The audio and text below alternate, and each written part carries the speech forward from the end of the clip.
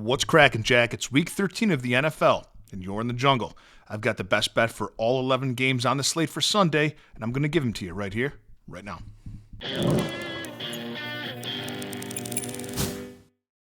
Greetings, everybody. Welcome back to the show, and if you're joining us for the first time, welcome to the jungle. I'm going to break down all 11 games in the NFL for Sunday, November 30th, and I'm going to leave two links for you in the comments section. The first link is to my $5 favorite play of the day. And for just $5 and no further obligation, you get my best NFL bet of the weekend text to your phone. The second link is to my Black Friday sale, which ends this weekend. Now, ordinarily, a year membership in the jungle is $199, but for this weekend only, it's $169, 15% off. So for $169, you get my full betting card sent to your phone every single morning for a full year. That includes all sports that I handicap: NFL, NBA, MLB, college basketball, and college football. You'll also get access to our members-only Discord and a direct line to me if you'd like me to opine on any other bet that you are considering placing. Today's video is brought to you by MyBookie.ag, one of the best sports books that there is online. Now, why use MyBookie.ag? Well, two great things about it. Number one, it's legal, available in all 50 states in the U.S. The second reason to use it, and the best one, is using promo code SILVERBACK. If you open a new account, your first bet is insured up to $500. That's right, mybookie.ag. It's not an app, it's a website. That's why it's available in all 50 states. Open up a new account today using promo code SILVERBACK, and your first bet is insured if it loses up to $500.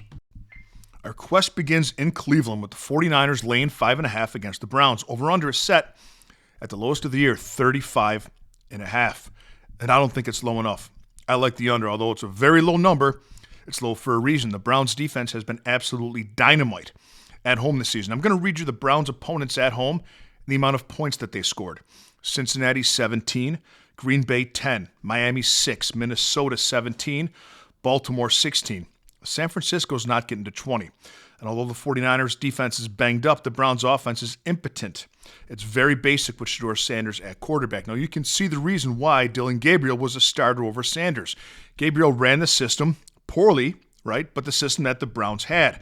But they've simplified things with Sanders, whereas it's roll out right, extra blocker stays in, either a swing pass or two receivers doing a 7-yard curl. And if I could see that from my couch drinking a glass of Sauvignon Blanc, the 49ers defense can certainly figure it out. Under 35.5 is the play in this game. Arizona plus 3.5 at Tampa Bay, over under 44.5. The Buccaneers get Bucky Irving and Chris Godwin back. Baker Mayfield is questionable, but trending toward playing, and I think he'll play. Tampa Bay lost their last 3 games and have failed to cover the spread in all 3 of those. They were against very tough opponents, though, the Rams, the Bills, and the Patriots. This should be a get-right spot for them against the Cardinals team that has kept things close this season but failed to cover the spread in 4 of their last 6 games. The Cardinals can move the ball through the air, but they're 25th in rushing and 25th in yards per play. They also haven't been protecting the quarterback that well. Cardinals allow the 3rd most sacks in the NFL. Defensively, Arizona gives up 26 points a game, which is 25th, and they're bottom 10 in passing yards allowed, yards per play allowed, quarterback sacks, and defensive red zone efficiency.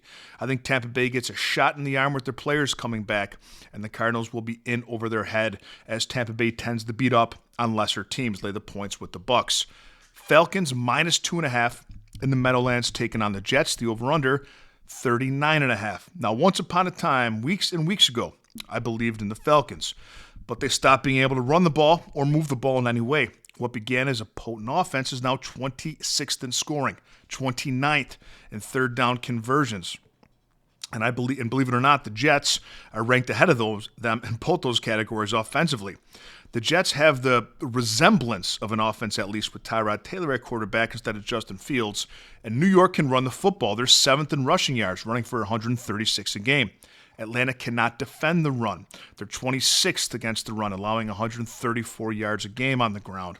I don't necessarily trust either quarterback or coaching staff, but the Jets have the better ground game. The Jets have the better defense, and I'm going with them at home plus the 2.5 points. Jacksonville minus 5.5 at Tennessee, over under 41.5. Play the points with Jacksonville. Tennessee sucks.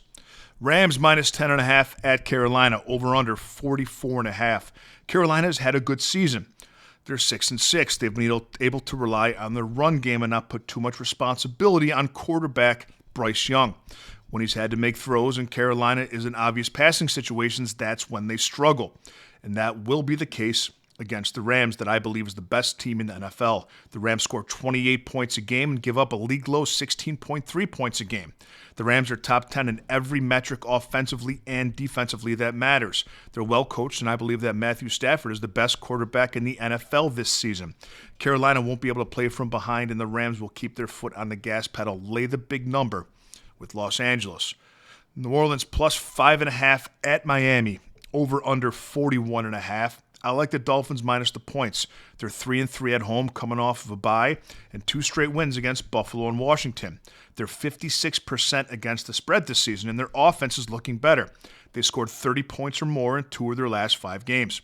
The Saints are a sad sack of a team, 1-4 on the road, just 27% against the spread this season. New Orleans is the worst scoring offense in the red zone of any team not named the Tennessee Titans. They're 29th in rushing, 28th in yards per play, and quarterback Spencer Rattler has thrown for less touchdown passes than any starting quarterback not named Cam Ward. Great spot for the Dolphins. Lay the 5.5 with the fish.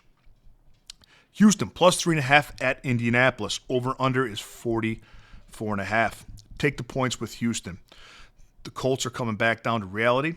They've lost 2 of their last 3 games, and Daniel Jones' carriage is starting to turn back into a pumpkin. For the Colts passing game to work, they have to be able to run the football effectively, and I don't think that Houston will allow that to happen despite the talent of Jonathan Taylor. Houston's top 5 against the run, top 2 against the pass. The Texans have won 4 of their last 5 games and have covered the spread in 7 of their last 8.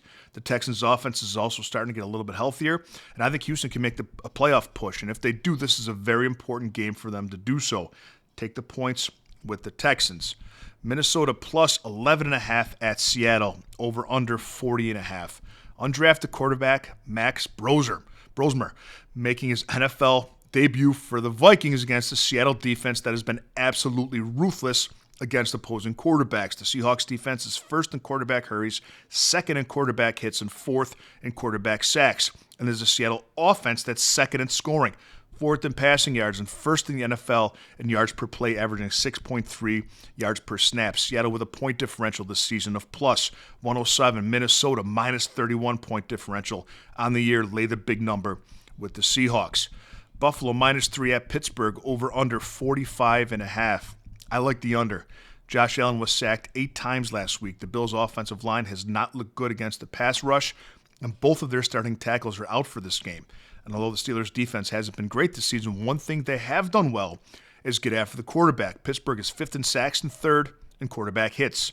The Bills' defense couldn't be more bipolar. They're 1st against the pass and 30th against the run. And that works out well for Buffalo because Pittsburgh can't run the ball, just 27th in the NFL in rushing. I think both teams will have difficulty moving the ball against their opponent's defense. Take the under, 45.5. Raiders plus 9.5 at the Chargers. Over-under is 40.5. The Raiders have a decent-ish run defense, and that's as far as I'll compliment them in any way, the whole team.